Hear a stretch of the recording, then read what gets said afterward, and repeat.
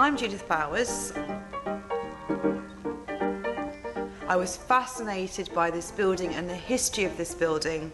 First encountered it in 1990, and it took me 7 years to get past the owners to see the auditorium upstairs.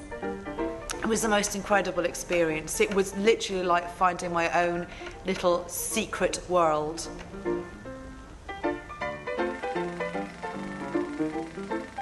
I started this project in 1997. I'm the person that works alongside the project manager, and I'm the one that deals with the designers, the architect, the engineer, and all of the other contractors that are part of the actual conservation project itself.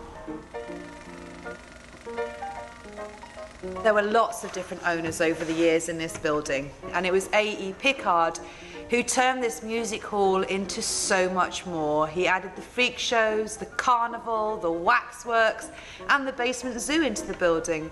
And you could walk around this basement and see the monkey house, the bear house, the reptile house, the bird houses, and the most popular of all, Betsy and Solomon, our chimpanzees. And this is where we believe they lived.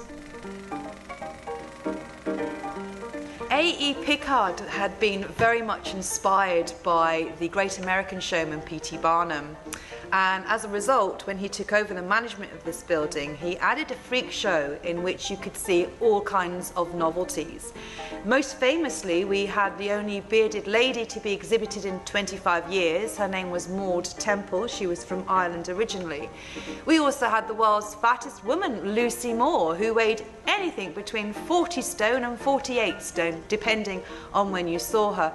We had the world's smallest man, Tom Thumb, 23 inches in height and 24 pounds in weight. That's a full foot shorter than General Tom Thumb of Barnum's fame. In August of 1896, the moving picture first arrived here with a collection of films that were regarded as suitable for the audience. Those first films included Buffalo Bill's Wild West Show, which was of course always popular in Glasgow. Buffalo Bill had drawn huge audiences on his visit to the city a few years prior. A Blacksmith's Forge to appeal to the working man. Soldiers marching to appeal to their patriotic nature. But it was a bloodthirsty bunch in here, so to accommodate that taste they showed a lynching scene, a cockfight and a Mexican duel, and it all ended with Loie Fuller's Serpentine Dance.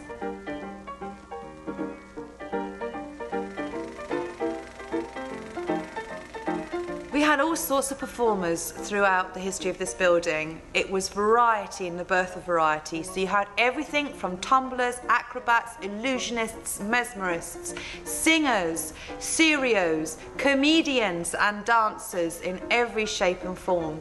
And of course, we also had the famous debuts of Stan Laurel as Arthur Stanley Jefferson in 1906, the July of that year. But in addition, we had a very famous Hollywood star performing here when he was a teenager.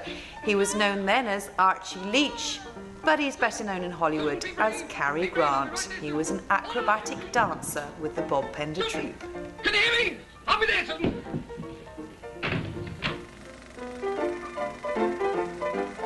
We are halfway through the full conservation project. We have a new roof, new facade, new west elevation. And the next bill of works is to look at the fabric of the auditorium and of the attic area. We also have lots of amazing volunteers that help us with the conservation project, like John Addison himself, who works as our engineer, as well as our performer Johnny Mandolini, as well as being partly the designer of the ongoing works as well. Where I'd love to be in 10 years' time is a fully functioning music hall, cinema, and also our rooftop carnival, waxworks and freak show back in position, although it will be representations of all the films, all the acts and all the activities in the attic that were here historically in the time when it was open as Britannia Music Hall and lastly the Panopticon.